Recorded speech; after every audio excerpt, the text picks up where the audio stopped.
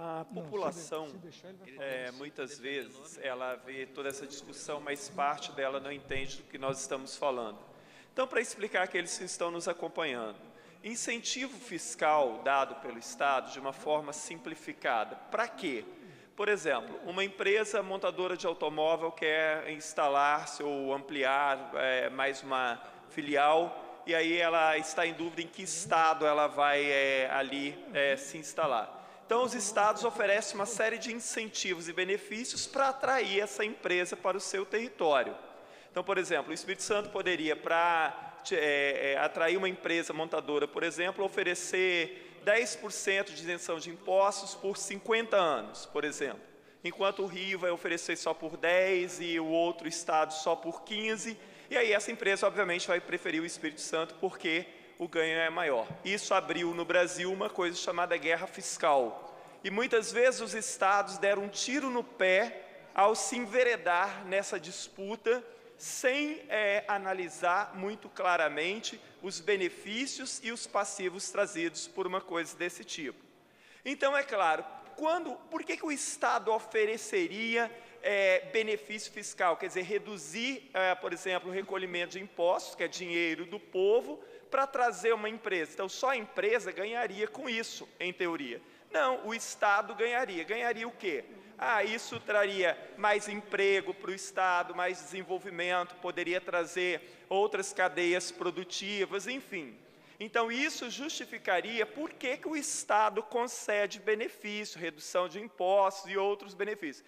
E isso estaria justificado, mas para isso, então, assim, nós teremos uma grande vantagem, nós não estaríamos dando nada para uma empresa lucrar. O Estado estaria lucrando muito com isso também, ao gerar mais emprego, tecnologia, ou seja lá o que mais. Ocorre que tem que se analisar os passivos também. Então, pode ser que essa empresa gere emprego, por exemplo, mas ela vai gerar muita poluição, por exemplo. Ela pode atrair para uma determinada região uma migração desenfreada de pessoas vindas, inclusive, de outros estados, criando aumento, por exemplo, de favelamento e outros problemas sociais. Os passivos ambientais, sociais e outros precisam ser pesados nisso também. Por isso que a gente bate na tecla de que a transparência na questão de incentivos fiscais ela é fundamental. Por quê? Porque a sociedade precisa entender que valeu a pena, primeiro, porque a redução, isenção de impostos, nós estamos falando de dinheiro público, não é dinheiro nem da empresa nem do governo, é o dinheiro da sociedade que está deixando de ser arrecadado. Então a população já por aí precisaria saber claramente isso. E também entender claramente por que aquilo trouxe benefício. E se os malefícios trazidos por uma empresa não são maiores, por exemplo, como poluição e passivos sociais. Quando eu proponho, mais uma vez, porque eu já tinha proposto isso também na LDO, voltei a propor novamente, a questão da transparência. Isto é fundamental. Então, a alegação de que hoje, por causa da guerra fiscal, se você dá a transparência, então outro estado vai ali oferecer mais e vai retirar essa empresa daqui.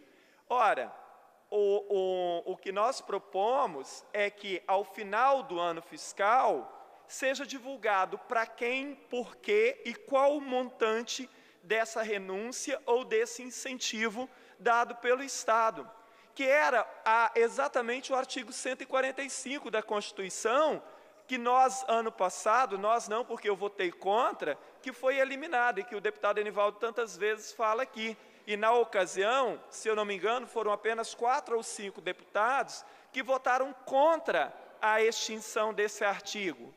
Então, não é, principalmente no momento que nós vivemos no país, quanto mais mecanismos de transparência nós criarmos, tanto melhor.